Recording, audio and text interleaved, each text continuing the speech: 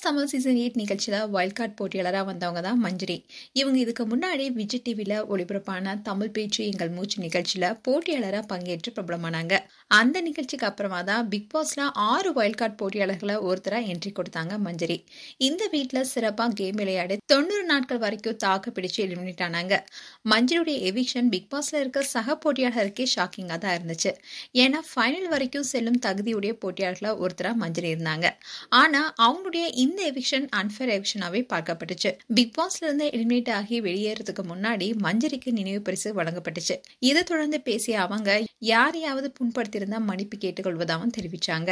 Big pass வீட்டுல இருந்து eliminate ஆகும் போட்டியாளர்கள் அந்த வீட்டை விட்டு வெளியேறதுக்கு முன்னாடி நிகழ்ச்சியில தொடக்கத்துல தங்களுக்கு வழங்கப்பட்ட டிராஃபியை உடைச்சிட்டு தான் வெளியே போவாங்க. ஆனா மஞ்சரி அந்த டிராஃபியை உடைக்கிறதுக்கு முன்னாடி பிக் பாஸ் கிட்ட ஒரு வேண்டுகோள் வச்சாங்க.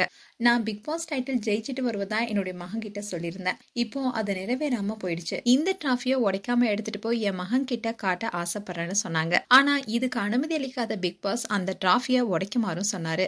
மஞ்சரி கண்ணீர் விட்டு அழுதும் பிக் பாஸ் அவருக்கு அந்த டிராஃபியை கொடுக்காதது விமர்சனத்துக்கு உள்ளானுச்சு. டம்மி டிராஃபியை கூட கொடுக்க மனமில்லாத பிக் பாஸ் இவ்வளவு கல்நெஞ்சுக்காரரான கூட சொல்லியிருந்தாங்க. இந்நிலைதான் மஞ்சரியா அவங்க ஊர் மக்கள் வரவேற்றிய வீடியோ இப்போ சோஷியல் மீடியால வைரலாயிட்டு வருது. மேலும் மஞ்சரி குறித்து உங்களுடைய கருத்துக்களை கமெண்ட் செக்ஷன்ல சொல்லுங்க. இது போன்ற வீடியோஸை பார்க்க நியூஸ் தமிழ் கிளிட்ஸ் சேனலை சப்ஸ்கிரைப் பண்ணுங்க. மறக்காம நோட்டிபிகேஷன் பட்டனை கிளிக் பண்ணுங்க.